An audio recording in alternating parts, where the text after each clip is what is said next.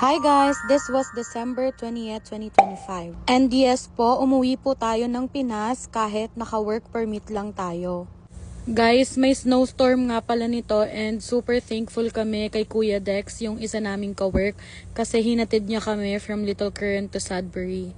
And thank God nakarating naman kami sa bus stop ng safe. And nag-wait lang kami dito ng mga 2 hours. And eto guys, nasa bus na kami. Nagsalitan lang kaming kumain kasi medyo masikip yung bus. Sa Flixbus nga pala kami nag-book ng ride from Sudbury to Toronto kasi mas mura siya and mas mabilis. Plus, you can choose your seat number for an additional fee para hindi ka malasin sa upuan pag marami yung passengers. Dumating kami sa airport between 8 to 8:30 p.m. And dumating na rin yung shuttle service namin papuntang hotel.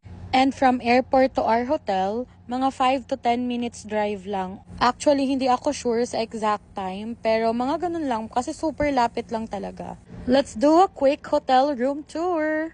Dito nga pala kami nag-book sa Spark Hotel by Hilton. Dito namin napiling mag-book kasi ito yung pinakamalapit sa airport na pinakamura and meron din siyang free na continental breakfast for 2. Pag-enter nga namin dito, super bango ng hotel room and amoy malinis talaga siya.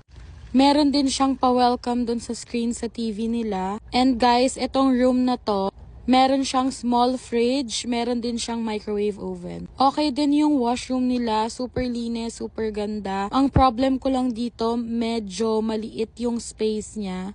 Pero okay lang kasi one night lang naman kami magsastay dito.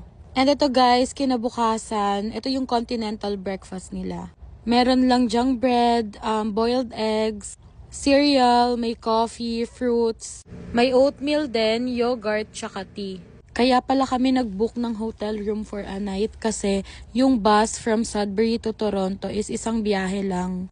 And kung kinabukasan naman kami aalis, hindi namin maaabutan yung flight namin. Yung schedule kasi ng bus everyday is 3 p.m. and dumadating siya sa Toronto ng 8 p.m. na.